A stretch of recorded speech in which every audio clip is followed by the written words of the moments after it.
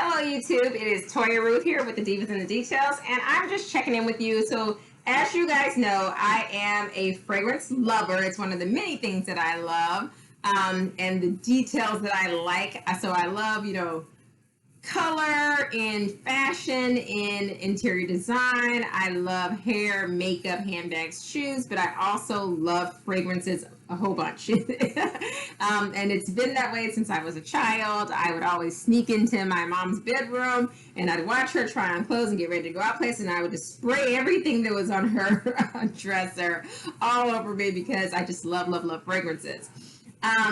My favorite notes, no stranger to anyone, are vanilla, amber. I love sandalwood. I love caramel. I love mainly gourmand fragrances. Not super duper sweet, but definitely more on the edible side of fragrances. Rich. I like woodsy fragrances.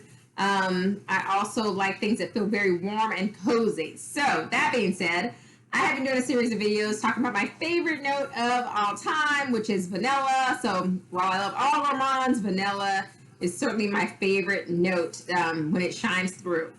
So I have been talking about those, and a couple people have been talking about this particular fragrance is their Holy Grail Vanilla.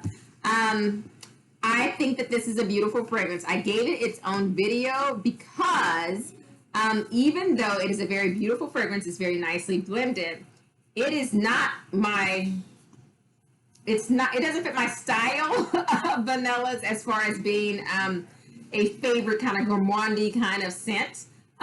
So you'll understand where I'm getting at a little bit better shortly when I describe the fragrance. But on my skin, this particular fragrance opens very sharp, very green.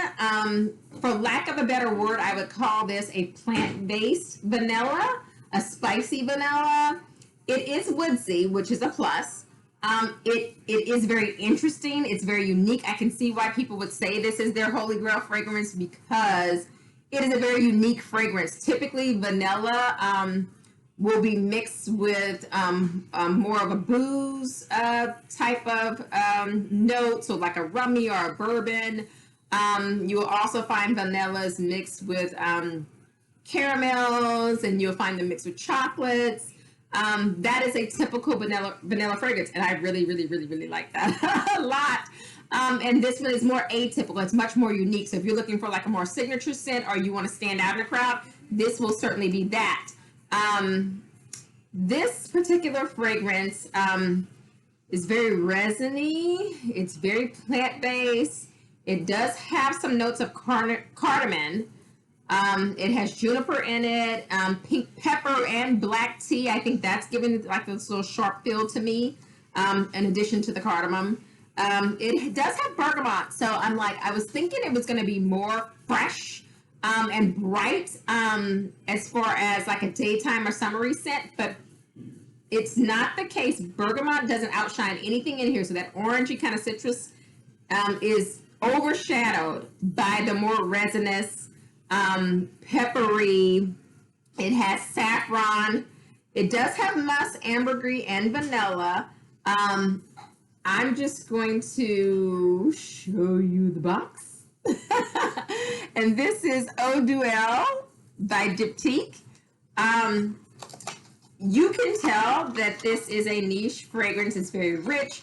It's very unique. This took time to curate. It's blended to perfection. I love the bottle. It's kind of minimalistic and very classy. And this has a scene of a palace on here, but the scenery that goes along with the palace is more like French provincial. Very beautiful. I love the style of the bottle. I mean, it's beautifully done. When I smell this, it makes me feel like it is a winter day. So even though this is vanilla and ambery, this does not feel, it doesn't feel firesidey, even though I smell the wood. This feels like I'm taking a hike in the woods.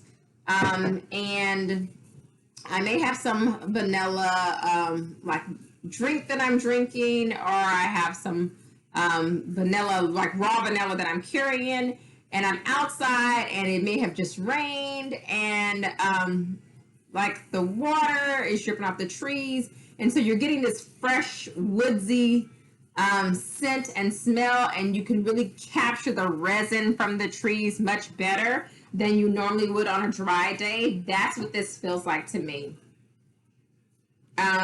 This is very, very unique. This has a large cardamom and pepper content.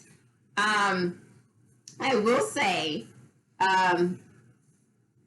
despite its beauty, this is not my favorite. This is for someone, this was a blind buy, but this is not something that if it was not a blind buy, I would have gravitated to on my own. So that's why I'm giving it its own video and not part of my favorite vanilla series. Now, don't get me wrong. This is not a situation like the Montal where I felt like, this is very artificial and cloying, and it takes up all the air out of the room. This has great longevity, great sillage, and it's not overpowering. And it is a nice scent. It's just not at my top of the vanillas. Whereas the Montal, I did not like at all. I don't know. I love Mancera fragrances, but I don't know. But something about the Montal that just seemed a lot more artificial than the Mancera fragrances. And I don't know which one of those two fragrances would be the higher end one, but I certainly did like my Mancera finds more than the one find that I had with Montal. But Eau Duelle by Diptyque, it was an experience. I'm happy that I got it, because if I hadn't gotten it, when I hear people talking about it in the comments, I always would have been wondering, what if, what if?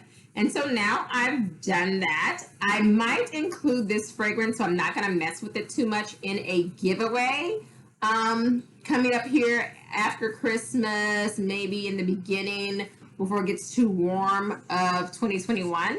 So that will likely be how Diptyque finds a new, how Eau Duelle by Diptyque finds a new home.